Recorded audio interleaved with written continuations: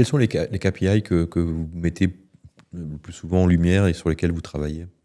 Le KPI, c'est le taux de réactivité, le délai de livraison à partir du moment où je reçois la commande et jusqu'à la livraison chez le client. Ça, c'est donc la rapidité. Et combien ça me coûte à la fin, soit c'est un prix à la pièce, un prix... il ne faut pas que ça nuise à la rentabilité de l'entreprise. Est-ce que il vous est arrivé de voir, par exemple, des entreprises qui avaient pas mal de clients, mais qui mesuraient mal leur rentabilité? Oui, parce qu'il y a des entreprises qui mesurent que la rentabilité financière, donc qui sont que sur le prix. Par exemple, il y a des acheteurs qui sont beaucoup sur le prix, mais qui négligent le service, qui fait que c'est très frustrant pour les équipes.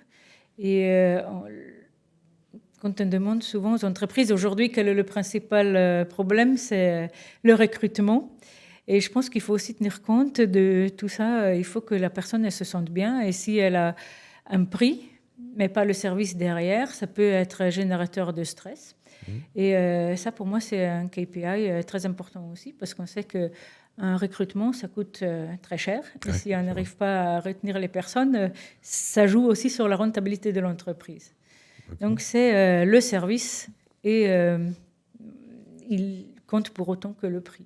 Quelle différence, j'allais dire philosophique, mais c'est un peu loin, mais quelle différence de mindset ou d'organisation vous voyez entre la France et la Suisse?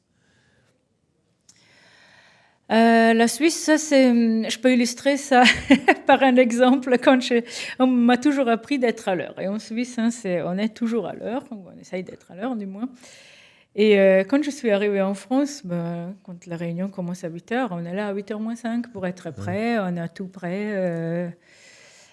Et au début, j'attendais 8h05, il n'y a toujours personne. 8h10, OK, ça commence à arriver. Et ça, c'est quand même... Je pense que ça, c'est quelque chose de...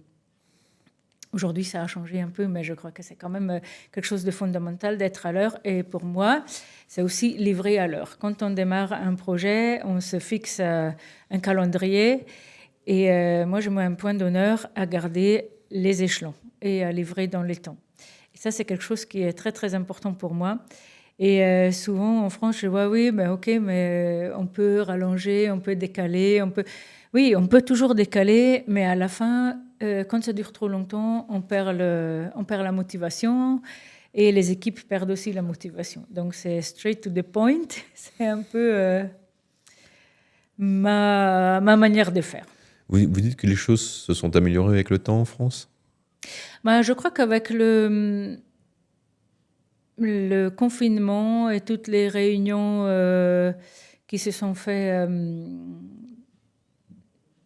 sur ordinateur, comme je trouve pas le mot, sur Teams ou sur Zoom ou sur online. Online, oui, quand les gens sont pas à l'heure, ça faisait quand même perdre du temps à tout le monde. Et je crois qu'on était beaucoup dans le cas où les réunions s'enchaînaient pendant toute la journée. Et j'avais vu à un moment la phrase la plus utilisée, c'était « Excusez-moi, je suis en retard ». Donc, si on est en retard lors de la première réunion, les retards, ils s'enchaînent. Ouais. Et je crois qu'il y a une certaine discipline qui s'était quand même mise en place, enfin, dans ce que j'ai vu, dans la ponctualité pour le début de réunion.